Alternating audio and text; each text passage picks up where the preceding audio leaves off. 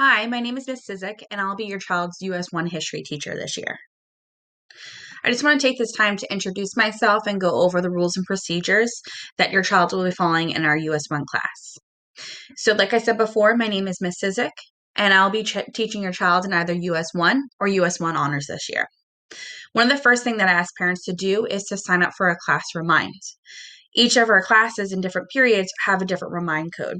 If you refer to the screen, you can text this code to get accepted to our class. Another way of getting into our class is by using this PowerPoint slide, which is posted on the teacher's page.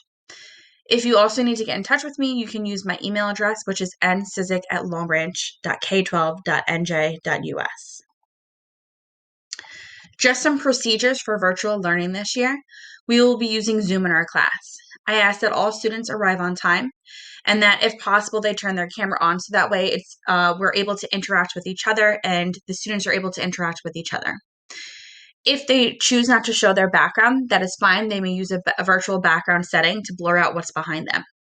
I do ask that all students participate, whether that means using the chat feature to communicate with me that they understand the concepts, or by unmuting themselves and actually physically participating.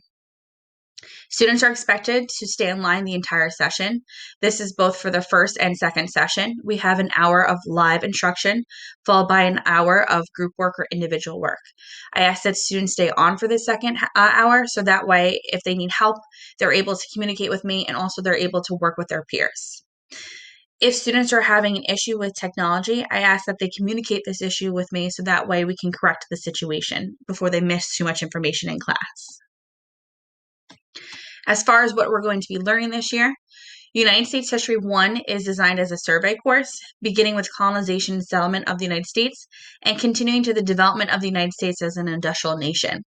This course provides students with a framework for studying political, social, economic, and cultural issues, and for analyzing the impact these issues have on American society.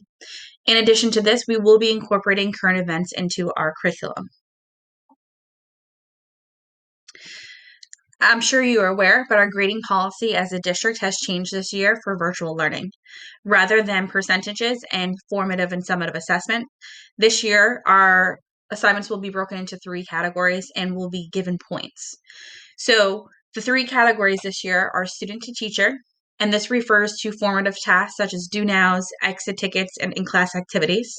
Student to student, this is going to refer to a discussion question and peer response. The students will be given 1 discussion per 2-week cycle. And last, student to content, which is mastery assignments, so projects or tests or essays. The marking period will be allotted 200 points, and the marking period will be broken into 2-week cycles. So every 2 weeks, the students will have a chance to earn up to 15 points in student to teacher, 15 points in student to student, and 20 points in student to content, for a total of 200 points for the marking period.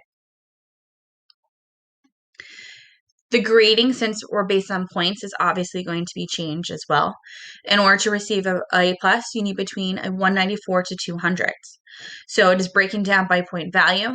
Obviously, the more work that you do, the higher chance you will have of getting an A+.